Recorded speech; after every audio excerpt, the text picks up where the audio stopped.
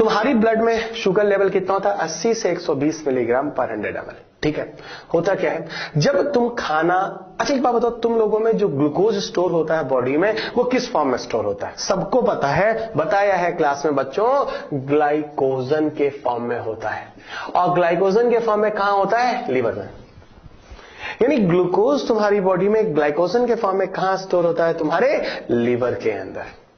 ठीक है ना, लीवर के अंदर। अब सुनो होता क्या है, यही ग्लाइकोजन जरूरत पड़ने पे फिर ग्लूकोज में टूट जाता है, क्योंकि ग्लूकोज ही तो ग्लाइकोजन में टूटा है, सॉरी कन्वर्ट हुआ है। अब देखो तुम्हारे, अब मान लो तुमने बहुत ज्यादा शुगर खा लिया है, पार्टी वार्टी में गए, फ्री में रसगुल्ला उसका मिल गया, खा लिए तुम, तो वो जो बहुत ज्यादा जो शुगर या ग्लूकोज है जब ब्लड के अंदर बढ़ रहा है, तो वो एक्स्ट्रा ग्लूकोज ग्लाइकोजन में कन्वर्ट होकर उसके वैल्यू को फिर 80 से 120 कर देता है, और वो जाके लीवर में ग्लाइकोजन के फॉर्म में स्टोर हो जाता है। तो शुगर लेवल रक्त के अंदर बढ़ने नहीं पाता है।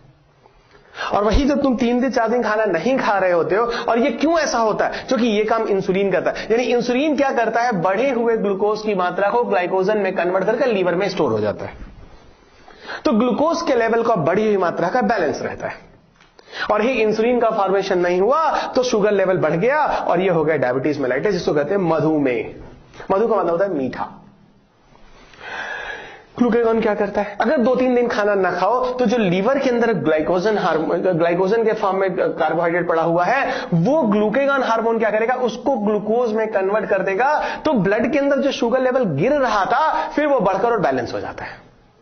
मैंने बोला था ना, तुम्हारी बॉडी में हर चीज एक बैलेंस में चाहिए, तो फिर से शुगर को बुलाकर और उसके लेवल बैलेंस करने का काम जो करता है वो ग्लूकेगॉन हार्मोन करता है। और इस तरह से तुम्हारी बॉडी में लगातार क्या होता है, इसका बैलेंस बना रहता है। अब सुनो, डायबिटीज भी यानी मेलाइटिस भी, अच्छा इसमें सिम्टम्स क्या होते हैं हाइपरग्लाइसीमिया में, डायबिटीज मेलाइटिस में? जल्दी थक जाते हो, लैक ऑफ है ना अलर्टनेस होता है, फिर तुम्हारा आई विजन भी खराब हो रहा होता है, तुम्हारा हीलिंग पावर कम हो जाता है, घाव के भरने की दर कम हो जाती है, इस तरह के प्रॉब्लम आते हैं। और सुनो, धीरे धीरे सेक्सुअल एबिलिटी भी इसमें कम होती है। ये सारी चीजें आती हैं मेलाइटिस में। अच्छा, हम लोग थोड़ा सा डायबिटीज के बारे में पढ़ते हैं। डायबिटीज में भी बच्चों एक चीज सुनना, डायबिटीज मेलाइटिस जो मैं बता रहा हूं, ठीक है, सुनना, डायबिटीज मेलाइटिस, डायबिटीज मेलाइटिस, ये कई तरह के होते हैं।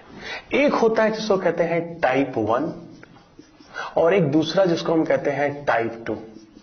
सो किस्म नंबर 1, किस्म नंबर 2। टाइप 1 जो होता है वो अप टू 40 इयर्स तक रिपोर्ट किया गया है। ये 40 साल के बाद, ये 40 साल के बाद, ये करीब विश्व में 15% लोगों को है, ये करीब विश्व में 85% लोगों को है। इसको बोलते हैं